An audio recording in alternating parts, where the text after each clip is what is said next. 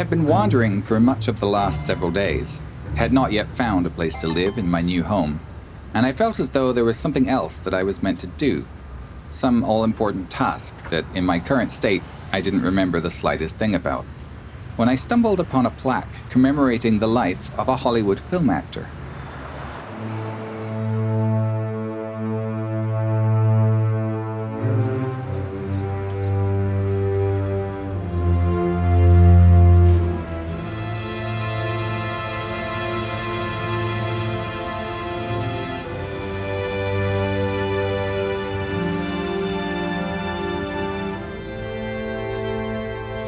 I followed the sign and walked to 11 Major Street, the house that the actor had come from, and as it happened, I found that there was a room for rent in the apartment above the main house. I could not see inside, and yet some strange and serendipitous energy had overtaken me as I walked up and asked about the room. The owner answered and was kind enough to explain that Huston was the father of several generations of actors, directors, and film producers. He was a father to John Huston and a grandfather to the actors Angelica Huston and Danny Huston, among others. The owner confirmed that the upstairs apartment in the house was free for renting. Given that I was in need of somewhere to stay, I took the room immediately. Finding a place to live was surely step number one, but the fact that I was living in a room that was once home to a notable personality, someone born and bred in the very city where I was now living, was surely worthy of greater inquiry. I began to try and learn about the new space in which I found myself. I always try to learn about the places in which I reside. Even the least noteworthy aspects fascinate me. I went around the walls looking for holes from which to peer inside. With a little luck, I found a hole in the drywall and saw that there was indeed something resting there. In order to pick the article out from behind the wall, it was necessary to make another hole, even larger than before. I did so using the leg of a chair that I unscrewed from the bottom. With a loud thwacking sound, I thrust the chair leg into the wall until I freed up enough space to capture the article that was resting behind. It turned out to be a rag, or perhaps a hanky, quite old and dusty. Suddenly, a shockwave ran through me. The cloth I found in back of the wall could have been used by Walter Huston, the great actor and Huston family patriarch. Immediately, my mind arrived on a plan of action. I decided I should send the cloth away for analysis. If any genetic material could be extracted, it could be tested against one of Huston's relatives, perhaps even one of his distant relations still living in the area. I was closer to Huston than I could have imagined, than even the landlord, an expert in all things Huston, knew. To this end, I contacted an old associate at a testing lab just outside of town and inquired about the possibility of using the cloth to create a genetic link to Huston. Perhaps, with the right result, I could even forge a claim to the Huston family. Though some would consider it deceitful, I couldn't help but think what life would be like in my new home as one of Huston's living heirs.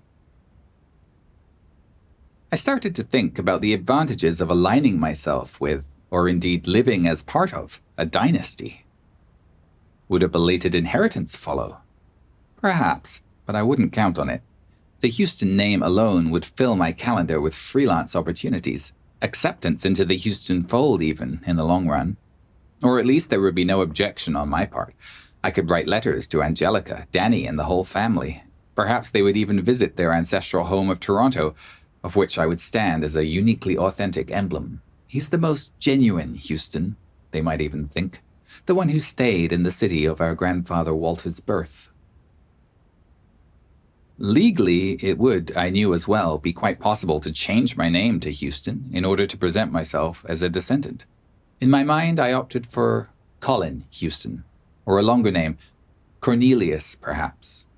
Everyone would know me as Colin, but official documentation, all of it, would definitively read Cornelius Huston. Cornelius James Huston. Cornelius James? No. Cornelius Blythe Huston. A distinguished-sounding, somewhat exotic name, adding new blood to the family while still ending in the familiar, rock-solid patronym, Huston. It occurred to me that a significant aspect of the Houstons' fortune was that they made their way forward into a world where the United States was on the rise. The early 20th century. A family like the Houstons, now in its fourth generation in America, could not happen again in the same way. Could an American dynasty continue to flourish in the middle of the 21st century? That was anyone's guess. Certainly, the idea of founding a prominent family based in its very beginnings on performance in minstrel shows was out of the question. I thought about the way we, as people of Earth, move toward the powerful. Is there some need we have to understand ourselves in relation to, up against, below, above, reflected back upon, seen by or not seen by, the rich and powerful? Couldn't we stand for a moment to take a step outside their sway? When togetherness and understanding could be achieved, and quite readily, in its place, with just a little work and adjustment in attitude. But it was a different world now than before, new and somewhat disorienting, especially to those of us who are just getting used to life in a new place. The Houstons, one could even argue, were vestiges of an older way of life, and one that was being, and that should be, discarded as soon as possible. As I was thinking to myself, I realized that I had been using the chair leg to make even more holes in the wall of my room, the historic space once occupied by the actor Walter Houston. The wall was now littered with holes and cracks.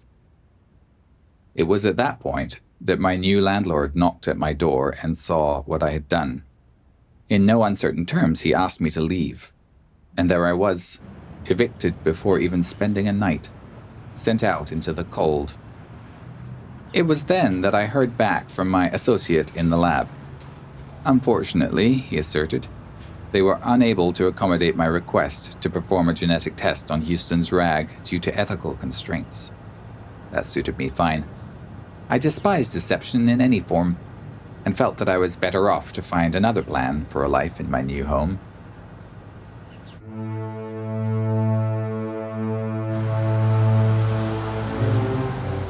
I traveled up the road from Major Street, northward.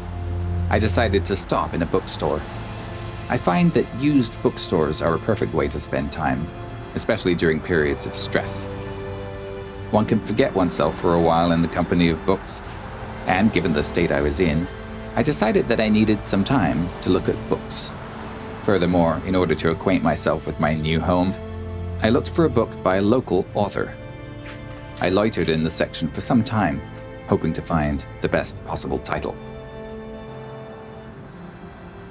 As it turns out, though she wasn't a local author, there was evidently a local connection to a writer and political thinker from Europe, Emma Goldman. I picked up one of her books and started to read it. It seems that Goldman had lived in Toronto periodically over the years, coming back several times throughout her life during an exile from America. She had died on one of these stays, in 1940, in a house on Vaughan Road. What brought her back for this final visit, apparently, was the struggle to save a local political activist from deportation back to his home country. It had been snowing, and I asked the bookstore owner if he cared to have his sidewalk shoveled. I always asked this, since most, if not all, business owners have more important things on their mind than shoveling snow. Normally, it's a way to make a few dollars or trade for something on offer in the store. This bookstore owner was no different than any of the others. He immediately accepted my offer and gave me the shovel that stood behind the doorway of the shop. I began to shovel the walkway of the bookstore and the sidewalk around the sides and back of the building. While I was shoveling, I began to think about Goldman and her ilk, and the politics of anarchism. The anarchists, it seems, held a belief in the ability of human beings to organize themselves, without the aid of someone from above. I admired the position, and I also admired Goldman's wondering spirit in search of some kind of justice in the world. I too, I thought to myself, am a wanderer in search of justice. Perhaps this would be my destiny, to wander the earth. I imagine myself searching, always searching, but forever eluded by a sense of justice. My longing, my yearning for justice would never be satisfied, and would therefore only serve to fuel my ceaseless wandering. Goldman and her ilk lived on the outside of society because they were well aware that the leaders of our society conduct themselves in bad faith and should be resisted without any negotiation. The costs, I concluded, of any contact with this world of power and competition for power was damage, perhaps irreparable damage, to one's soul. But it occurred to me that the souls of most people had not been damaged or lost permanently. These souls had been simply held at bay, and that it was up to us, those who refused to participate in any way in the grim parade of the powerful and the wealthy, to attempt to liberate the souls of our fellow humans with our work on the outside, and to keep ourselves on the outside in order to maintain the project, like Goldman and her ilk, of working toward the liberation of human beings and of all beings. A soul liberated from its cage, I imagined, would be like a great big bird soaring through the air. A bird that perhaps had forgotten that it even knew how to fly. But with the rushing force of forgotten winds, it would suddenly remember that it could.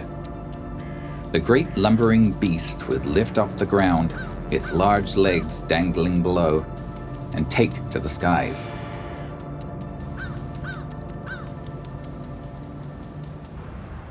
It suddenly occurred to me that while I was thinking all of this, I was still shoveling outside the bookstore, but that I had been thrashing with the shovel in my hands, narrowly missing several passers-by, including the owner of the bookstore himself, now gesturing emphatically from inside the doorway to the store.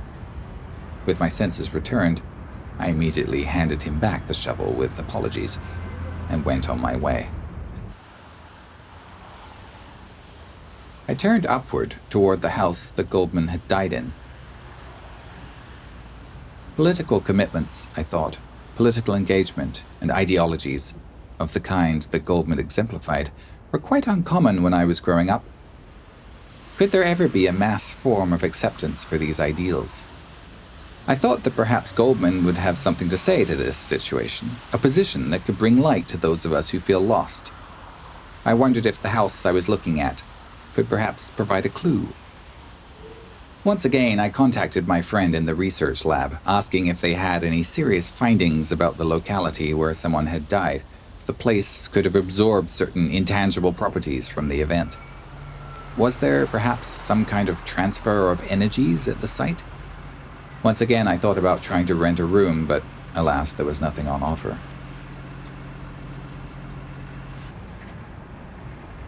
The response from the lab this time was to say that my question fell outside, far outside, they specified, their field of inquiry, and that I should direct my query to a religious leader or spiritualist.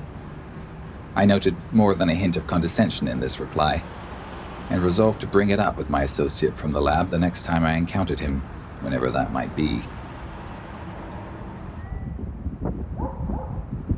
I was growing weary. I looked around for somewhere, anywhere that I could rest. I gathered some wood chips I found in a park and made a small mound to lay my head. As my eyes began to lose focus, I couldn't help but see someone move nearby. In a flash, I realized that a figure was standing right there, over me. They wore a strange mask. As soon as I saw them, I immediately knew, thinking back, that they had been following me for some time. Days, perhaps even weeks. As I recalled each decision I had made, many of which were errors in judgment that had brought me to my current state, I could feel the watchful gaze of this silent observer. Why they were revealing themselves now, I couldn't say. I sat up and called to the figure, but there was no response. I tried a phrase or two in several other languages, and again there was no reaction. Finally, the observer handed me a small, nut-shaped object, and using hand gestures, invited me to insert it into my ear. As soon as I did, I heard the following.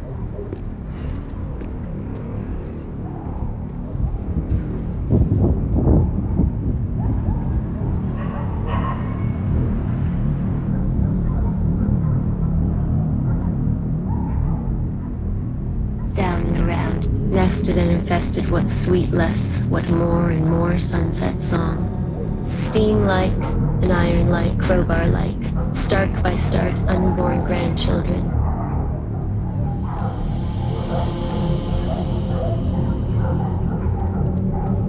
Strange, malign, make fun and fragile.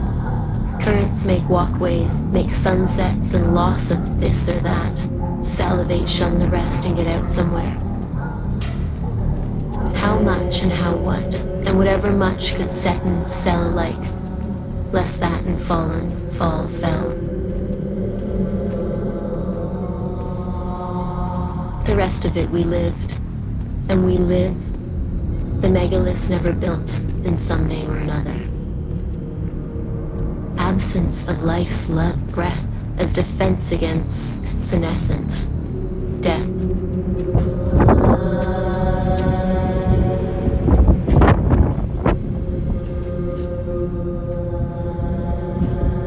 As sunsets make sun, make for our days in life and next life, we live.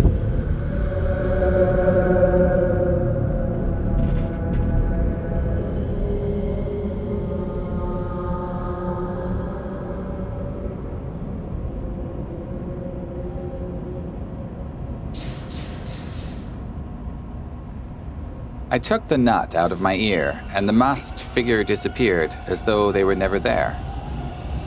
Was it a dream? A hallucination? I sent a note of inquiry, and included the earpiece, about such phenomena to my friend in the lab, but there was no response.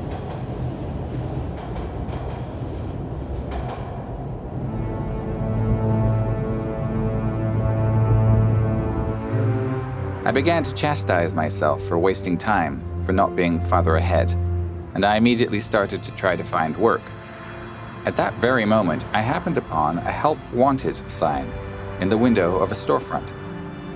It was a drywalling company, and I knew then that this was indeed a bit of luck. I'd had some construction experience. My father was a construction worker, and I remembered many a day when I would sit at his feet while he worked on his projects. Although I never received any formal training, I had learned from these observations. Given that it was an entry-level position in a helper role, the owner of the drywalling firm offered me the job, provided that I could start right away. We were to paint a hallway in a house. After a short walk, he sent me to work, offering me a metal putty knife to use in smoothing over the cracks in the hallway with a small tub of spackle. While spackling, I couldn't help but think about my father and the path I had taken. My father had not wanted me to end up this way, in a city, nearly destitute, and trying, albeit in the most foolish and impractical, the most sneakily self-sabotaging ways, to partake of the competition for money and status in this very city.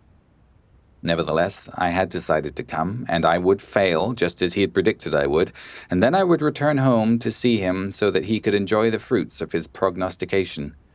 And I would stay with him for a while, and he would not charge me any rent, but the bill would come when he would get around to telling me how pathetic I was, what a disappointment I had become, and how I would end up like an acquaintance of his who had died earlier in the year, and that I would likely die sooner than later, and that it would end up costing him to bury me, but that more than likely I should die for falling as low as I had fallen. And anyway, why didn't I do it? Why didn't I get it over with so that he could go around to the mourners, the very few who would gather at my funeral, and tell them that they were wasting their time, wasting their tears, wasting their tissues, that there was simply no sense in mourning my death, which was as natural and right as a rising tide, as natural and right as the change of season, or as natural and right as the accumulation of a cloud of mosquitoes around a ditch on a hot evening.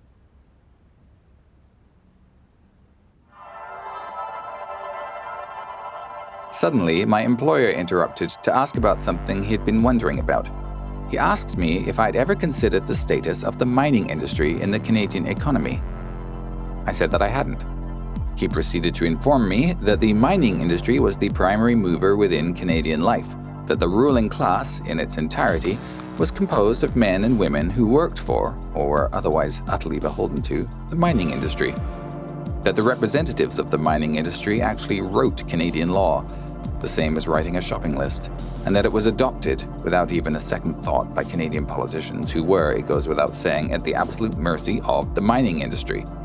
He went on to say that the oil and gas industry, which it was fair to say currently jeopardizes all life on Earth, including all the cumulative life's work of every human who has ever lived, as well as that work which could occur, but now might not occur in the future, was also belatedly a force to be reckoned with in Canadian political life.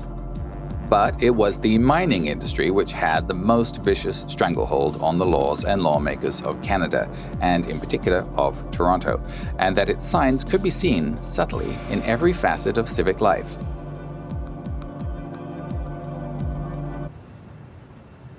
At that moment, I realized that the fast-drying spackle that I had been using was almost completely dry and would soon be unusable. I put the brick of rock-hard spackle down on the floor and left immediately. I didn't turn around to look back at the drywaller, because I'm not sure he would have noticed my leaving.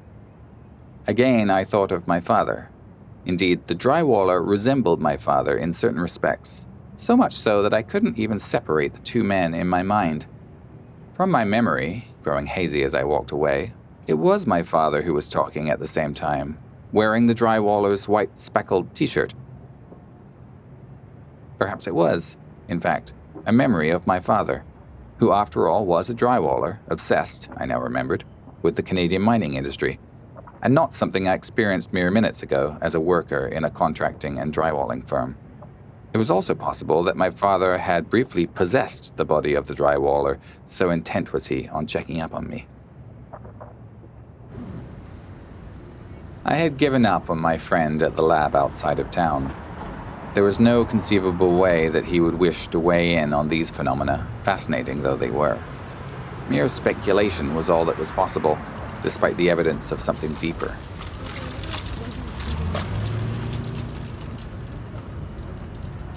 I decided to go to the library.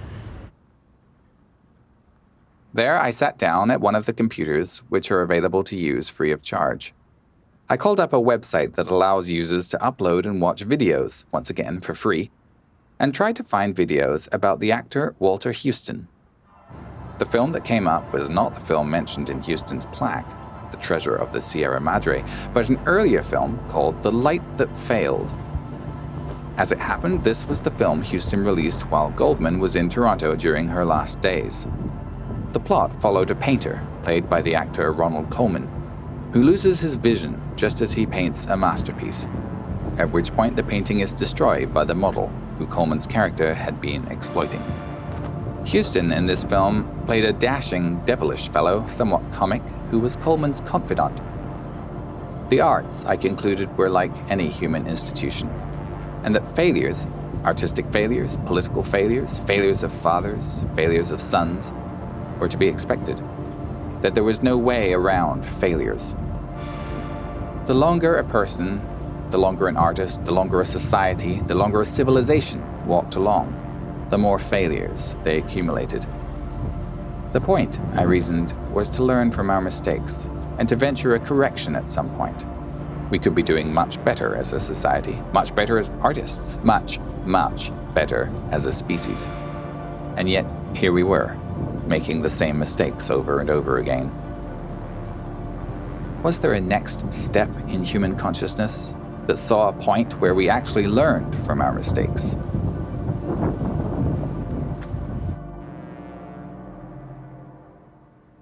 It occurred to me just then, in the library, that I had been watching the film without any thought for the people around me, at full volume.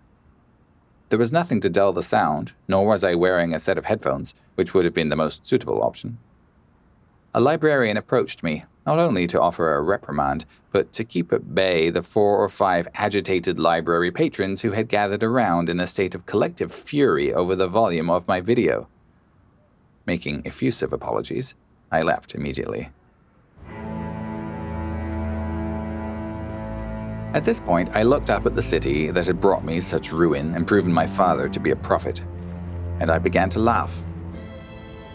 And I laughed, and it suddenly struck me as so funny that those who ran the city thought they could keep down the many who lived in it and filled its streets. It suddenly struck me as hilarious that these people thought that they could divide us from one another in order to compete against one another, and it suddenly struck me as hilarious that there was simply no way that we could be divided for long, and that the realization, however slow, would eventually transform into pitiless anger, and that this anger would create great change for the better. I imagined my father laughing along with me, as he would occasionally do, and it suddenly struck me as hilarious that my father thought that I would ever return to him. There was a brief moment in my life where I felt that I should have a child, that I could teach it things about the world, but I would not tell it that it was pathetic, that I would not tell it that it would fail. I would be on its side, in a relationship of true and unyielding friendship. I thought about the strange figure that followed me. Were they following me still? Were they a friend? It occurred to me then that the universe was more mysterious than we could ever possibly conceive of, and that our vanity, our sense that we are in control of everything, was holding us back from taking true control over our destiny and our place within the cosmos. Understanding comes so slowly, so achingly slowly, that at some points all that is left is to throw up our hands in shared ignorance and declare ourselves utterly unsuited to existence.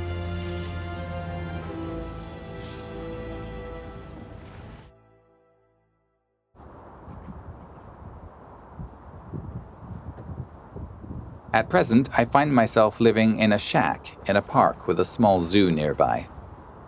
Near the zoo, there is a small shed where I live. I watch the animals during the day, and I retire to my shed at night. Legally, I'm told, it is classified as a dwelling. If a census taker were to arrive, all that they would need to do is to take stock of my light bulb in the dwelling, and I would be recorded as living in the city, as a proper resident, with all of my statistics recorded as being part of the life of the city. With great pride do I change my light bulb whenever it dims even slightly. I imagine a census taker coming in and looking over the dwelling and nodding in approval at the condition and luminosity of the bulb. Perhaps I would invite them in or show them around the zoo, or perhaps I would simply nod and return to my shed, content to be counted among my fellow citizens.